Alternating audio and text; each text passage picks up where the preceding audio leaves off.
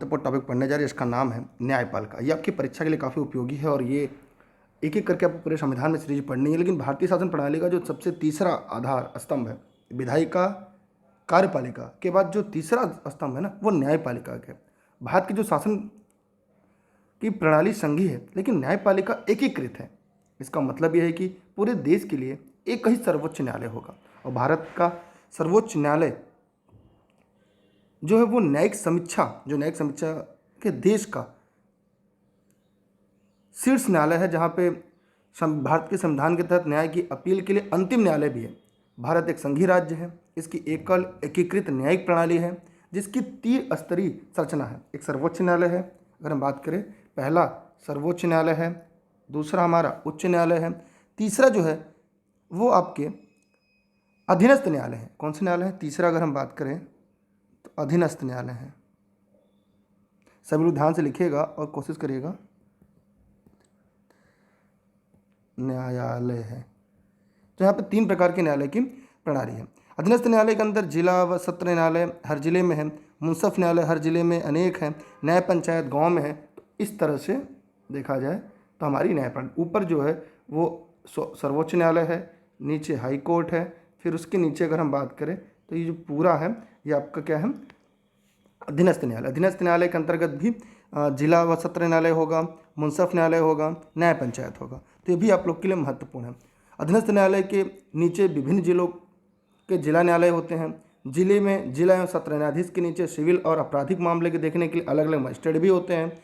कुछ राज्यों में पंचायत न्यायालय का भी गठन किया गया है। ये न्यायालय अलग अलग नामों से, जैसे न्याय पंचायत, पंचायत अदालत, ग्राम कचहरी, अलग अलग जगह अलग अलग नामों से जाने जाते हैं। उत्तर प्रदेश भारत का ऐसा पहला राज्य है जिसने पंचायत राज अधिनियम 1947 के तहत न्याय पंचायत का गठन किया था। अगर बात करें भारतीय संविधान में 5 संघ अध्याय 4, मैंने अगर बात करें जो भाग 5 है अध्याय 4 में संघ की न्यायपालिका के तहत सर्वोच्च न्यायालय का प्रावधान किया गया है। तो ये भी इंपॉर्टेंट है, पूछा था किस भाग में, तो भाग 5 में है, संघ में है, जिसका अध्याय 4 में है। संघ की क्यों कह सकते हैं कि न्यायपालिका कह सकते हैं, जो सर्वोच्च न्यायालय इसमें हम लोग को पढ़ना होता है। अगर सर्वोच्च न्यायालय की पृष्ठभूमि की बात करें तो 1773 में रेगुलेटिंग एक्ट के बाद से कलकत्ता में पूर्ण शक्ति एवं अधिकार के साथ कोर्ट ऑफ रिकॉर्ड के रूप में सर्वोच्च न्यायाधिकरण की स्थापना हुई थी। बाद में बंगाल, बिहार, उड़ीसा में भी सभी अपराधों की शिकायतों को सुनने और निपटाने के लिए स्थापित किया गया था। मद्रास, बम्बई सर्वोच्च न्यायालय जांच तिथि द्वारा 1800 में मद्रास, बम्बई, 1800 में मद्रास और 1823 में बम्बई स्थापित किया गया। इस तरह से एक करके हम लोगों ने देखा। अब हम इसके आगे तथ्यों की तरफ चलते हैं। चाहे तो इसकी स्क्रीनशॉट रख लें क्योंकि हम कोशिश ये करेंगे कि आपको थियरी के साथ पढ़ाते चलें। अगर हम बात करते हैं सर्वोच्च न्यायालय की, जब भारत में सर्वोच्च न्यायालय की बात करते हैं तो भारत की जो न्याय व्यवस्था एकीकृत है, जिसके सर्वोच्च शिखर पर भारत का उच्चतम न्यायालय, इसे हम सर्वोच्च न्यायालय कहते हैं, इसे हम शॉर्ट में एससी सुप्रीम कोर्ट के नाम से जानते हैं। उच्चतम न्यायालय दिल्ली में स्थित है। उच्चतम न्यायालय की स्थापना, गठन, अधिकारिता, शक्तियों को विनिमय से संबंधित विधि निर्माण की शक्ति भारतीय संसद को प्राप्त है। ये एक एक लाइन आपकी परीक्षा के लिए इंपॉर्टेंट, इसलिए मैं चाहूँगा कि हर टॉपिक को स्क्रीनशॉट करते चलेगा। इस वीडियो के अंत तक बने रहेगा क्योंकि भारतीय संविधान की सीरीज में ये काफ़ी अहम और काफ़ी महत्वपूर्ण भूमिका आपके लिए अदा करने वाली है। उच्चतम न्यायालय का गठन संबंधित प्रावधान अनुच्छेद 124 में, जी हाँ अगर हम बात करें तो अनुच्छेद 124 जो है इस संविधान में अगर देखा जाए तो भाग 5 में कुछ प्रमुख अनुच्छेद अगर 124 से 147 तक सर्वोच्च न्यायालय का गठन की बात कही गई, लेकिन जहाँ पर अनुच्छेद 124 है वो न्यायालय के गठन संबंधित प्रावधान है। उच्चतम न्यायालय में मुख्य न्यायाधीश तथा अन्य 32 न्यायाधीश होंगे, मतलब 32+1। वर्तमान समय अगर हम बात किया जाए तो सर्वोच्च न्यायालय में कुल 32+1 न्यायाधीश होंगे। इसमें एक चीफ जस्टिस ऑफ इंडिया होंगे, 32 अन्य न्यायाधीश होंगे। न्यायाधीशों की नियुक्ति राष्ट्रपति के द्वारा होती है, इंपॉर्टेंट है। उच्चतम न्यायालय के न्यायाधीश बनने के लिए न्यूनतम आयु सीमा निर्धारित नहीं की गई है, माने उच्चतम न्यायालय के न्यायाधीश बनने के लिए कोई न्यूनतम आयु सीमा निर्धारित नहीं है। कई बार सवाल आता है कि उच्चतम न्यायालय का न्यायाधीश बनने की न्यूनतम उम्र सीमा क्या है? विकल्प में होता है 35 वर्ष, 25 वर्ष, 30 वर्ष, 40 वर्ष, इसमें से कोई नहीं होगा क्योंकि न्यूनतम उम्र सीमा निर्धारित नहीं है। लेकिन एक बार नियुक्ति होने के बाद इनकी अवकाश ग्रहण करने की जो आयु सीमा है वो 65 वर्ष है। माने अधिकतम उम्र सीमा की बात जो है वो है 65 वर्ष। 65 वर्ष के बाद सेवा निवृत्त हो जाएंगे। इसकी भी स्क्रीनशॉट अच्छा आप तो कर लें, इसकी पीडीएफ आपको टेलीग्राम पर मिल जाएगी। इस वीडियो को अपने सभी मित्रों को साझा करिएगा, ठीक है। अगर हम बात करें तो उच्चतम न्यायालय के न्यायाधीश से सिद्ध कदाचार, यहाँ पे साबित लिखा गया है, सिद्ध कदाचार तथा असमर्थता के आधार पर संसद के प्रत्येक सदन में विशेष बहुमत से पारित समावेदन के आधार पर राष्ट्रपति द्वारा हटाए जा सकते हैं। भारतीय न्यायिक पद्धति में पीआईएल के जनक पीएन भगवती को माना जाता है। बहुत ही इंपॉर्टेंट है, ये आपके परीक्षा के सिलेबस के आधार पर है और हम चाहते हैं कि अपने सिलेबस के आधार पर डे बाय डे से पढ़ते चलें और क्लास खत्म होने के बाद इसकी पीडीएफ आप टेलीग्राम से भी डाउनलोड कर लें। अगर उच्चतम न्यायालय के न्यायाधीशों की योग्यता क्या क्या होती है, देखिए, वह भारत का नागरिक हो, वह किसी उच्च न्यायालय अथवा 2 या 2 से अधिक न्यायालयों में से लगातार कम से कम 5 वर्षों तक न्यायाधीश के रूप में कार्य कर चुका हो, वह किसी उच्च न्यायालय अथवा 2 या 2 से अधिक न्यायालयों में लगातार कम से कम 5 वर्षों तक न्यायाधीश के रूप में कार्य कर चुका हो, या किसी उच्च न्यायालय या न्यायालयों में लगातार 10 वर्ष तक अधिवक्ता रहा, माने 10 साल तक अधिवक्ता वकील जिसे कहते हैं, और उच्च न्यायालय में किसी न किसी 2 या 2 से अधिक उच्च न्यायालयों में कम से कम 5 वर्ष तक वो अपना कार्यकाल पूरा कर चुका है, 5 वर्ष तक न्यायाधीश के रूप में अपना कार्य किया हो। यह राष्ट्रपति की दृष्टि में कानून का उच्च कोटि का ज्ञाता हो। उच्चतम न्यायालय के न्यायाधीश अवकाश प्राप्त करने के बाद भारत के किसी भी न्यायालय किसी भी अधिकारी के सामने वकालत नहीं कर सकते। मोस्ट इंपॉर्टेंट, माने सर्वोच्च न्यायालय के न्यायाधीश सेवानिवृत्त होने के बाद किसी भी न्यायालय में किसी भी अधिकारी के समझ वकालत नहीं कर सकते। इसलिए इसकी स्क्रीनशॉट अपने पास रख लीजिएगा, बहुत इंपॉर्टेंट, हर एक लाइन इंपॉर्टेंट होती है। उच्चतम न्यायालय के न्यायाधीश को पद एवं गोपनीयता की शपथ राष्ट्रपति दिलाते हैं, माने उच्चतम न्यायालय के जो न्यायाधीश हैं उनको पद एवं गोपनीयता की शपथ राष्ट्रपति दिलाते हैं। आगे अगर हम बात करें तो उच्चतम न्यायालय के कुछ क्षेत्राधिकार हैं, आइए उनके बारे में बात कर लेते हैं। अनुच्छेद 100, देखिए पहला क्या है, प्रारंभिक क्षेत्राधिकार। देखिए सभी लोग टेलीग्राम पर दुर्गेश्वर सर्च करके ई लर्निंग विद दुर्गेश से जुड़िएगा। जितने भी साथी इस वीडियो को देख रहे हैं, ये वीडियो फेसबुक और यूट्यूब पर आपके लिए लाइव चल रहा है। अनुच्छेद 131 में इसका उल्लेख है। इस मामले में किसी वाद की शुरुआत सर्वोच्च न्यायालय में ही हो सकती है। इसके अंतर्गत सर्वोच्च न्यायालय 3 प्रकार के मामलों की सुनवाई कर सकता है। पहला, ऐसे विवाद जिनमें एक तरफ भारत सरकार, दूसरी तरफ एक से अधिक राज्य सरकारें या भारत सरकार बनाम राज्य सरकारें या सरकारें हों। दूसरा, 2 या 2 से अधिक राज्यों के बीच कोई मामला, कोई विवाद है तो प्रारंभिक क्षेत्राधिकार अनुच्छेद 131 के तहत सर्वोच्च न्यायालय सुनेगा। एक और भारत सरकार तथा एक या एकाधिक राज्य तथा दूसरी तरफ एक से अधिक राज्यों, इस दशा में प्रारंभिक क्षेत्राधिकार के जो मामले हैं इसकी शुरुआत सर्वोच्च न्यायालय में होती है, इसकी सुनवाई भी सर्वोच्च न्यायालय ही करता है। इसके स्क्रीनशॉट आप लोग रख लीजिएगा। वैसे हम और आगे बढ़ते हैं। आगे हम रीट अधिकारिता। जब हम रीट अधिकारिता की बात करते हैं, देखिए नोट संबंधी अगर कोई भी जानकारी चाहिए इस नंबर पर आप व्हाट्सएप करके आप जानकारी ले सकते हैं। घर बैठे सभी नोट्स आप प्राप्त कर सकते हैं। वैसे इसकी PDF e learning with Durgesh के ऐप से, टेलीग्राम से भी डाउनलोड कर सकते हैं। संविधान के अनुच्छेद 32 में सर्वोच्च न्यायालय को रीट अधिकारिता दी गई है। नागरिकों को मूल अधिकारों की रक्षा के लिए सर्वोच्च न्यायालय ने 5 प्रकार की रीट जारी कर सकता है।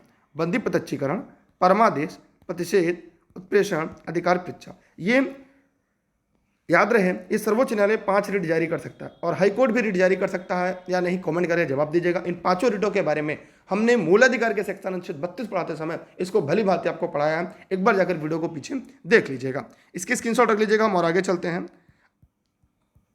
अपीली अधिकारिता। जब हम अपीली अधिकारिता की बात करते हैं, अनुच्छेद 132, 133, 134 और 36 में सर्वोच्च न्यायालय की अपीली अधिकारिता का उल्लेख है। सर्वोच्च न्यायालय सिविल तथा आपराधिक सभी तरह के मामलों का अपील का अंतिम न्यायालय है। सर्वोच्च न्यायालय के अपीली क्षेत्राधिकार 4 प्रकार के होते हैं। पहला, संवैधानिक विषयों से जुड़ी अपीलें, सिविल मामलों से जुड़ी अपीलें, आपराधिक मामलों से जुड़ी अपीलें, विशेष अनुमति की अपीलें। तो यहाँ पे 4 प्रकार के। इन सब में अगर विधि का सारवान प्रश्न निहित हो तब यह अपील की जा सकती है। सभी लोग इसकी स्क्रीनशॉट रख लें। हम आगे चलते हैं।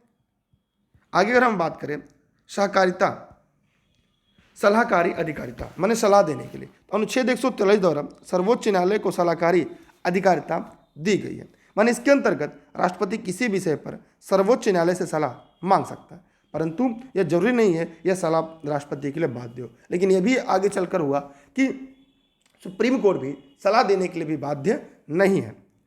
आगे चलते हैं। अभिलेख न्यायालय की शक्तियाँ।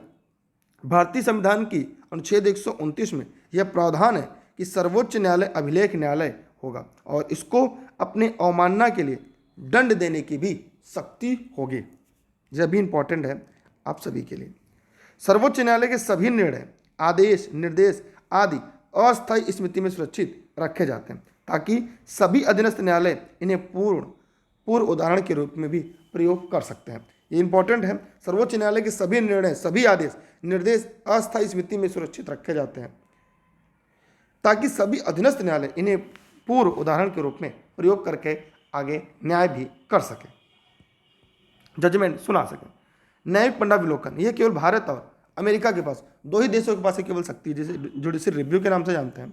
इसका प्रयोग संविधान में कहीं भी नहीं किया गया, परंतु अनुच्छेद 13, 32, 131, 136, 143, 145, 226, 246, 372 आदि के उपबंध में सर्वोच्च न्यायालय को यह शक्ति प्राप्त होती है। न्यायिक पुनर्विलोकन से तात्पर्य है न्यायपालिका की शक्ति से, जिसके अंतर्गत विधान पालिका द्वारा बनाए गए किसी कानून या कार्यपालिका द्वारा जारी किए गए किसी भी आदेश को संविधान के प्रावधानों के प्रतिकूल होने पर न्यायपालिका निरस्त कर सकती है तथा अपने निर्णयों की समीक्षा भी कर सकती है। ये बहुत ही इंपॉर्टेंट है। अनुच्छेद 13 आपको मैंने अच्छे से पढ़ाया है, याद करिएगा, वहाँ पे मैंने इस बारे में अच्छे से समझाया था। संविधान के अनुच्छेद 137 के अनुसार सर्वोच्च न्यायालय को यह अधिकार प्राप्त है कि वह स्वयं द्वारा दिए गए आदेश या निर्णय पर पुनर्विचार भी कर सकते हैं। जुडिशियल रिव्यू ये केवल भारत और अमेरिका में है। ये पूछा जाता है किन किन देशों में, भारत व यूएसए में। ठीक है, स्क्रीनशॉट कर लीजिएगा। आगे हम लोग बढ़ते हैं उच्च न्यायालय। यह भी आपके परीक्षा के लिए काफ़ी अहम है। उच्च न्यायालय की अगर हम बात करें तो संविधान के अनुसार प्रत्येक राज्य के लिए उच्च न्यायालय होगा। अनुच्छेद 214, संसद विधि द्वारा 2 या 2 से अधिक राज्यों और संघ राज्य क्षेत्र के लिए एक ही उच्च न्यायालय स्थापित कर सकती है। वर्तमान में पंजाब एवं हरियाणा, असम, नागालैंड, मिजोरम, अरुणाचल प्रदेश, महाराष्ट्र, गोवा, दादरा नगर हवेली, दमन दीव और पश्चिम बंगाल, अंडमान निकोबार द्वीप समूह आदि के लिए एक ही उच्च न्यायालय है। ठीक है, मतलब अलग अलग के, जैसे पंजाब, हरियाणा, असम, नागालैंड, मिजोरम, अरुणाचल प्रदेश, महाराष्ट्र, गोवा, दादरा नगर हवेली, इन सब के लिए अलग अलग है। वर्तमान में भारत में कुल 25 उच्च न्यायालय है। केंद्र शासित प्रदेश में केवल दिल्ली के पास उच्च न्यायालय है। ये भी इंपॉर्टेंट है आप सभी के लिए। इसे आप चाहे तो रख लें, चाहे इसे स्क्रीनशॉट के तौर पर रख लें। ठीक, जैसे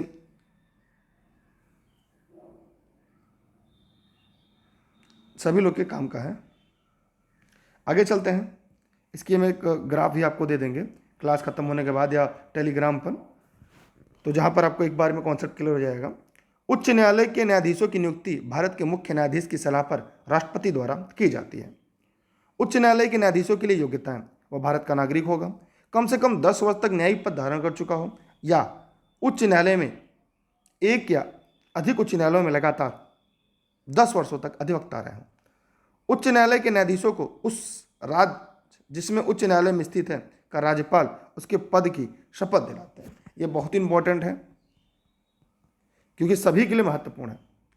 उच्च न्यायालय के न्यायाधीश की नियुक्ति भारत के मुख्य न्यायाधीश सलाह पर कौन करता है? नियुक्ति राष्ट्रपति करता है, लेकिन शपथ उस संबंधित राज्य के राज्यपाल शपथ दिलाते हैं। उच्च न्यायालय के न्यायाधीशों का अवकाश ग्रहण करने की अधिकतम उम्र सीमा 62 वर्ष है, जिसे अब 65 वर्ष करने की तैयारी हो रही है। सुप्रीम कोर्ट में तो 65 वर्ष ही है। उच्च न्यायालय के न्यायाधीश अपने पद से राष्ट्रपति को संबोधित कर कभी भी त्यागपत्र दे सकते हैं। यह उच्च न्यायालय सर्वोच्च न्यायालय दोनों के लिए है। या तो उनके उपस्थित कदा अच्छा लगा कि संसद उन्हें हटाए। उच्च न्यायालय के न्यायाधीश को उसी प्रकार अपदस्थ किया जा सकता है जिस प्रकार उच्चतम न्यायालय के न्यायाधीश को पद मुक्ति किया जाता है। राष्ट्रपति आवश्यकता अनुसार किसी भी उच्च न्यायालय में न्यायाधीशों की संख्या में वृद्धि कर सकता है अथवा अतिरिक्त न्यायाधीशों की नियुक्ति भी कर सकता है।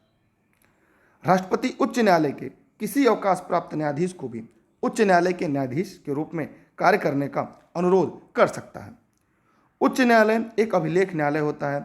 ये भी जानते हैं सर्वोच्च और उच्च दोनों न्यायालय एक अभिलेख न्यायालय भी होता है। भारत के मुख्य न्यायाधीश से परामर्श कर राष्ट्रपति उच्च न्यायालय के किसी भी न्यायाधीश का हस्तांतरण किसी भी दूसरे न्यायालय में कर सकता है। माने भारत के मुख्य न्यायाधीश से परामर्श कर राष्ट्रपति उच्च न्यायालय के किसी भी न्यायाधीश का हस्तांतरण किसी दूसरे उच्च न्यायालय में कर सकते हैं।